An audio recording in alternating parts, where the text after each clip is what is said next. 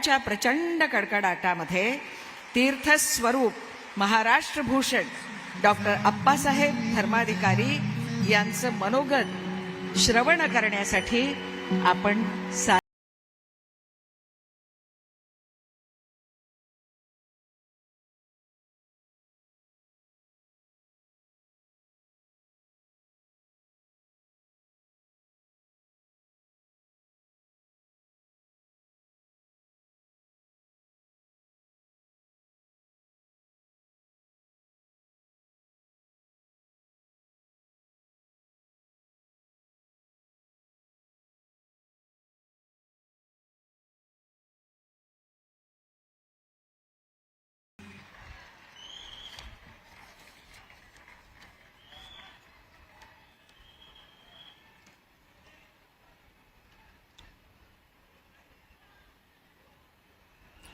आजच्या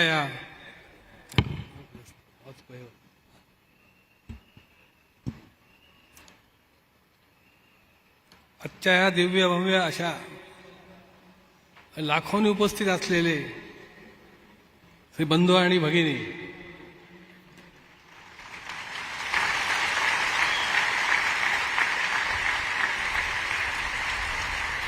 महाराष्ट्र भूषण पुरस्कार वितरण सोहळ्यासाठी उपस्थित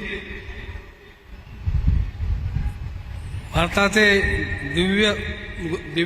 भारताचे गृह आणि सहकार मंत्री माननीय नामदार श्री अमितजी शाह साहेब यांना माझा पहिला सप्रेम नमस्कार. कारण का आज भारत राज्याचा सगळा कारभार सांभाळाचा गृह खातं म्हणून आणि सहकार क्षेत्र एवढं काम असून सुद्धा ते आपल्या सर्वांसाठी आज इथे हजर राहून उपस्थिती दिली. हे केवढं महत्वाचं माझ्या आयुष्यामधलं भाग्याचा क्षण आहे.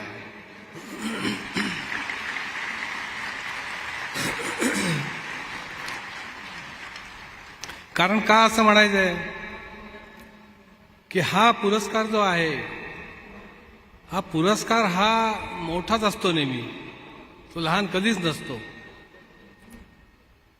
पण तो आज कार्याची दखल घेऊन मला दिला गेला. पण कार्य श्रेष्ठ आहे, कार्याचा हा गौरव आहे.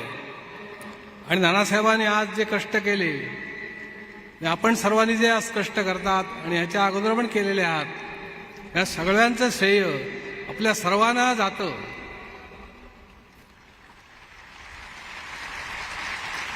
कारण असं का म्हणायचंय की महाराष्ट्र भूषण हा पुरस्कार देणं आणि परत एका घरामध्ये दुसरा देणं अशी कुठेही घटना झाली नसेल.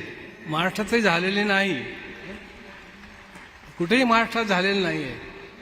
तेव्हा हे एक मोठं महान कौतुक आहे महाराष्ट्र शासनाचं.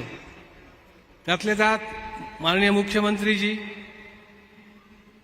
उपमुख्यमंत्री देवेंद्रजी, शिवाय त्यांचे सगळे सहकारी, सांस्कृतिक खाते आणि आपण सर्व उपस्थित आहात, या सर्वांना माझा पहिला सप्रेम नमस्कार.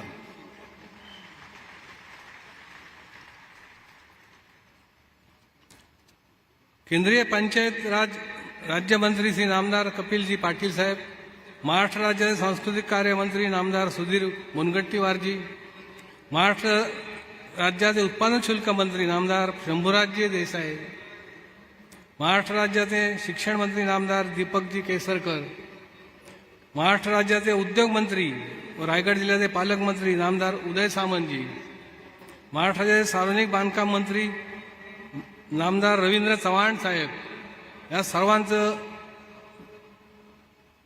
मी आभार मानतो इथे हजेरी लावल्याबद्दल किंवा उपस्थित झाल्याबद्दल, आणि त्यांना सप्रेम नमस्कार पण करतो. आता बाकीचे सगळे जे आहेत महाराष्ट्र राज्याचे मुख्य काम कार्य करणारे पुष्कळ सन्माननीय अतिथी आज उपस्थित आहेत. काही व्हीआयपी मंचवर बसलेले आहेत, काही स्टेजवर आपल्या उपस्थित आहेत. शिवाय महत्वाचं काय त्याच्यामध्ये की खासदार श्रीरंगा अप्पा बारणे साहेब आहेत, श्री आमदार प्रशांत ठाकूर साहेब आहेत, श्री मनकुमार श्रीवास्तवजी मुख्य सचिव महाराष्ट्र शासन, माननीय श्री सौरभ विजय साहेब प्रधान सचिव सांस्कृतिक कार्य विभाग व सचिनदा धर्माधिकारी व धर्माधिकारी कुटुंबीय, सगळे आम्ही कुटुंबियासहित आपण सर्वांना सप्रेम नमस्कार देत आहे.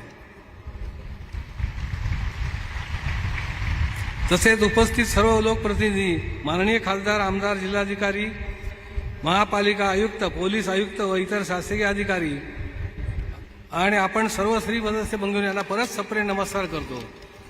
आता बघा की ज्या वेळेला नानांनी हे कार्य 1943 सालापासून केलं, त्यावेळेला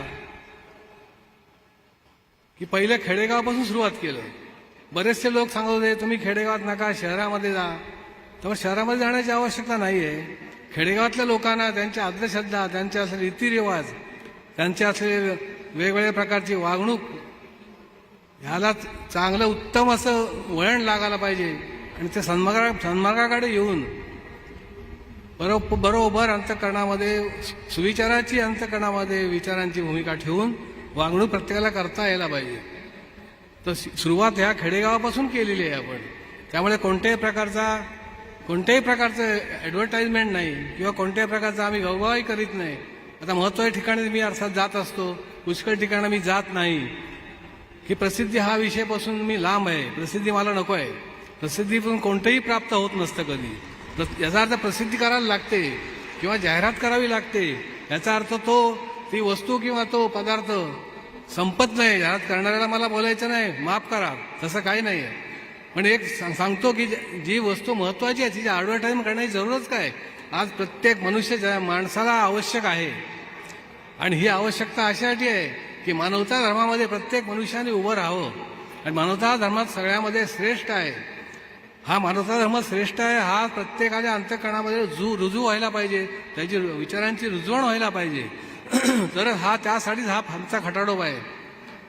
ज्या नानासाहेबांनी आजपर्यंत कार्य करत राहिले, आयुष्य असेपर्यंत शेवटपर्यंत 87 वर्षापर्यंत कार्य करत होते. त्याच्यापुढे याच्या अगोदरपासून मी चालू केलेलं आहे, आजपर्यंत मी चालू करणार आहेच. आणि जेवढं आयुष्य असेल, जेवढं जीवात जीव असेल माझ्या, जेवढं श्वासोश्वास अखेरपर्यंत चालेपर्यंत मी हे कार्य चालू ठेवणार आहे. दुसरी गोष्ट माझ्यानंतर उत्तराधिकारी म्हणून सचिनदा धर्माधिकारी सुद्धा आपल्या सर्वांना परिचित आहेत. त्यांनी सुद्धा हे कार्य अखंडपर्यंत करत राहणे आहे. त्याच्या पुढे सुद्धा चालणार आहे. त्यामुळे काय आज मनुष्य गेला पुढे कोण याचा विचार करायची वेळ येतच नाही. कार्य हे चालू राहतं. म्हणून सांगितलं कार्य हे श्रेष्ठ आहे. माणसाचं काय कार्य उत्तम असल्यावर माणसाच्या देहाला सन्मान मिळत असतो. देहाचा सन्मान नसतो. देहाला सन्मान केव्हा मिळतो? जेव्हा कार्य उत्तम त्या देहाकडनं केलं जातं त्याच वेळेला माणसाला सन्मान मिळतो. तसाच हा महाराष्ट्र भूषण पुरस्कार सुद्धा नानांच्या चरणी आणि आपल्या सर्वांच्या समर्पित आहे. का की कार्य हे श्रेष्ठ आहे आणि कार्य श्रेष्ठ आहे म्हणून सन्मान त्या देहाचा केला जातो. यासाठी हा सन्मान असणं म्हणजे याचा अर्थ काय की कोणताही पुरस्कार जो आहे तो उच्चच असतो. तो पद्मभूषण असो, पद्मश्री असो, महाराष्ट्रभूषण असो किंवा आणखीन वेगळ्या प्रकारच्या दर्जाचा उच्च दर्जाचा पुरस्कार असो, हा पुरस्कार सगळ्यामध्ये माझं मत तरी असे श्रेष्ठच आहे. त्याची बरोबरी कधी होत नाही की तो कार्याला श्रेष्ठ होता आज दिलंय त्या पुरस्काराने. हे केवढं महत्त्व आज आहे सांगा मला. महत्त्वाचं काय आहे की आज समाजाचे ऋण आपल्यावर आहेत, देशाचे ऋण आपल्यावर आहेत. मग देशाचे ऋण, आईवडिलांचे ऋण किंवा समाजाचे ऋण करण्यासाठी फेडण्यासाठी आपण काय आज प्राप्त केले, काय आपण सेवा त्यांची केली, हे फार महत्त्वाचं आहे. देशसेवा काय आपली आहे सांगा मला. मग देशसेवा करण्यासाठी काय करावं लागतं, समाजाचे ऋण फेडण्यासाठी, समाजाची सेवा करण्यासाठी